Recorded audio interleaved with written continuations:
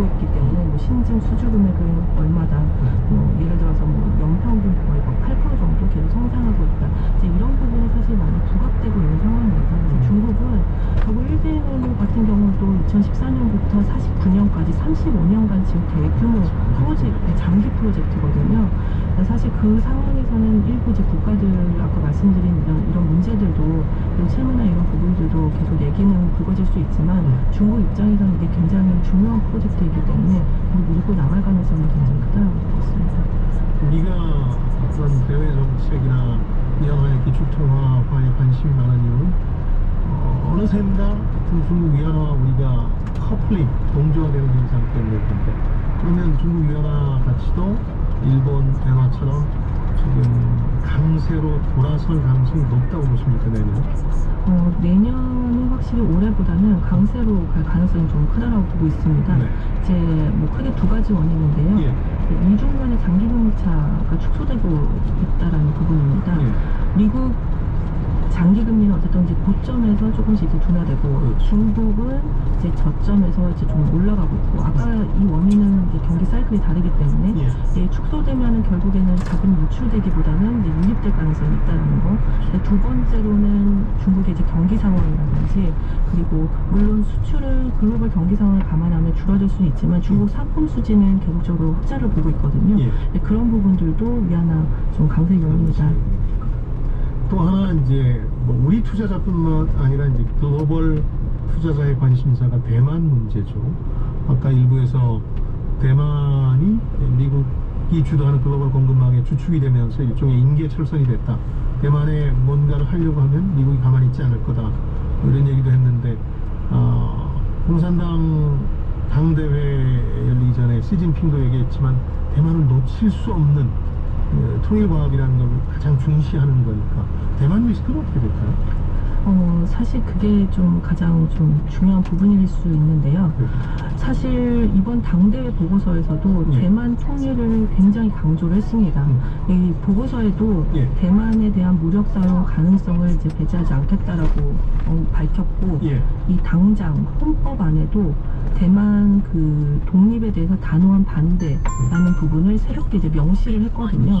그러니까 그만큼 중국 정부가 이전보다는 확실히 대만에 대한 그 인식을 높이고 있다라고 볼 수 있는데, 사실 중국과 대만 그냥 1대1 군사력만 비교했을 때는 뭐 택도 안 됩니다. 뭐 중국이 뭐 20대 이상 정도 되고 하기 때문에. 그렇기 때문에 일국양제, 그러니까 한 나라의 두 가지 체제를 유지하겠다라는 일국양제, 홍콩이나 마카오도 그랬던 것처럼 일국양제에 의해서 사실 대만이 흡수 통일은 가능하다라고 저는 보는데, 문제는 계속 이제 미국이 개입하기 때문에 문제가 되고, 미국이 개입할 수 있는 거는 이제 79년에 대만 관계법을 맺었기 때문에 대만 안보를 보호할 수 있습니다. 그러니까 그거를 뭐 이유 삼아서라도 개입은 할 수 있는데 전략상으로 굉장히 중요하죠. 대만은 미국의 입장에서는 무기를 판매하는 그런 국가고, 그리고 TSMC라는 반도체 제조업체가 들어있기 때문에 전략적으로 중요하기 때문에 계속 간섭을 하는 상황이고, 근데 또 대만은 그렇다고 해서 중국을 무시할 수는 없습니다. 그냥 미국 편에만 들 수는 없거든요. 예. 대만은 대중국 수출 비중이 26%, 거기에 반도체만 45% 정도 됩니다. 그럼 사실 이 중국이라는 시장 자체를 무시한다고 하면 경기에 영향을 주기 때문에 또 그렇게 할 수도 없다라는 부분. 그리고 또 중국의 뭐 하웨이나 알리바바도 이제 설계는 뭐 자기네들이 하지만 다 제조는 다 TSMC 반도체 제조 업체가 하고 있다라는 거, 뭐 애플이나 퀄컴도 그렇고요. 그러면 이 대만 안에서 전쟁을 일으킬 수 있느냐? 그렇지 못하다. 만약에 전쟁을 일으킬 경우에는 이 반도체, 뭐 대만 반도체뿐만 아니라 자국에 있는 산업들 자체도 무너질 수가 있고, 중국 같은 경우는 여기에 이제 홍콩이나 마카오 인권 문제도 있기 때문에 이게 다 들고 일어날 수 있거든요. 중국 입장에서는 손해가, 중국의 손해가 더 클 수 있습니다. 그래서 중국은 최대한도로 전쟁보다는 어떤 이제 카드를 제시해서 이제 핑퐁 게임, 그러니까 협상을 아마 계속 지속할 가능성이 크다라고 보고 있습니다. 그런 의미에서 오히려 전략적으로 더 강한 표현들을 집어넣었을 가능성이 높다.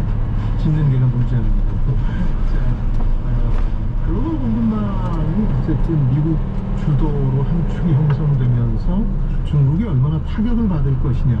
사실은 화웨이에 대한 제재를 했듯이 지금 중국 주요 산업, 반도체가 중심이긴 합니다만 주요 산업에 대한 견제를 우방과 함께 미국은 해나가고 있는 거니까 타격을 받지는 않습니다. 단기적으로. 이것 때문에 중국 경제가 위축될 가능성은 없습니다. 뭐 사실 중국 경제에 위축되기보다는 예. 핵심 산업 자체를 아예 막아버리는 거기 때문에 예. 이거는 어쨌든 중국 입장에서 중장기적으로 좋지 않을 가능성이 굉장히 큽니다.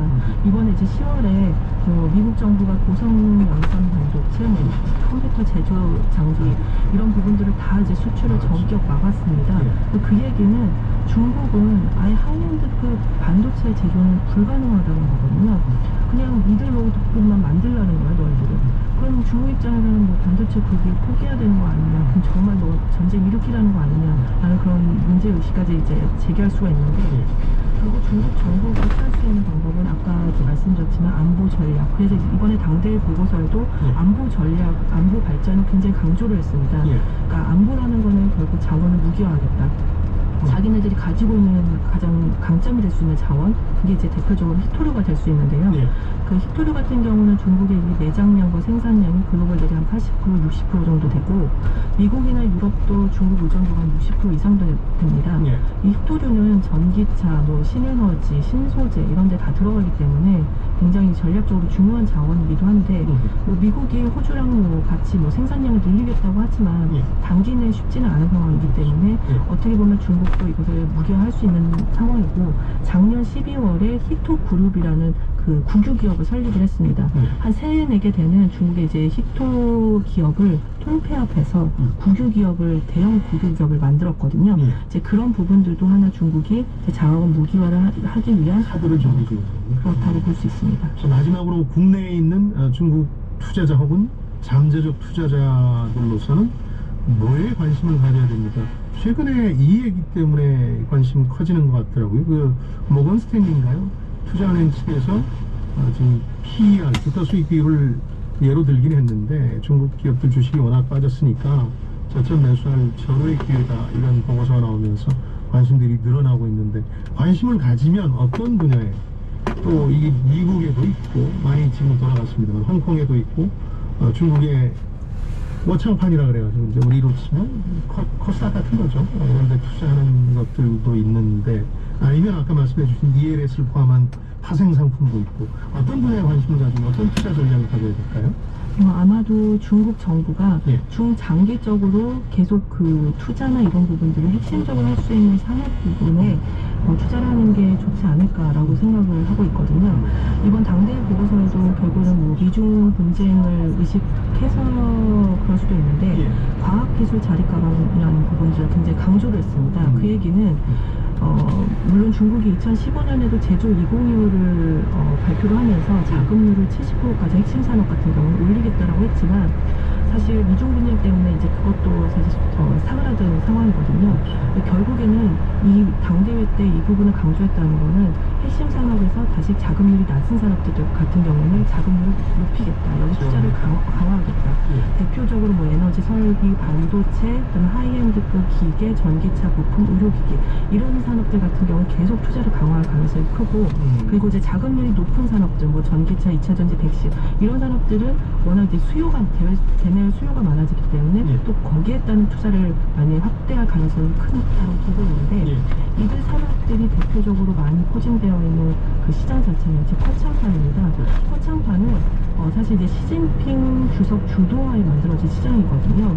2019년 미중 분쟁이 한창일 때 미국에 대적할 수 있는 중국의 첨단 산업들을 지원하자, 그러니까 그런 의미에서 코창판을 만들자. 그래서 6개월 만에 코창판이 2019년에 만들어졌고요. 그 중에서 이제 10총 상위 50개로 만들어진 코창 50 지수가 2020년에 이제 개설이 됐습니다. 그래서 이제 충분히 관심을 가질 만한 시점이 됐다, 이렇게 보시는 건가요? 네, 그렇습니다. 시간 관계상 네네. 여기까지 들어야 되는데요.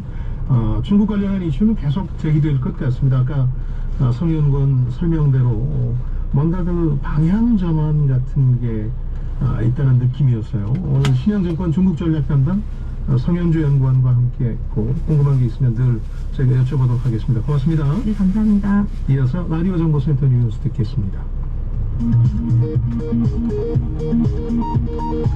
정부는 화물연대 총파업과 관련한 추가 업무 개시 명령이 의결되자 곧바로 철강, 석유화학 분야 운송 거부자에 대한 업무 개시 명령 집행에 돌입했습니다. 업무 개시 명령 대상자는 총 10,000여 명으로 추정됩니다. 정부는 국내 기업들이 국적과 신분을 위장한 북한 IT 인력을 고용하지 않도록 주의와 신원 확인을 강화할 것을 요청하는 정부 합동주의보를 발표했습니다. 정부는 북한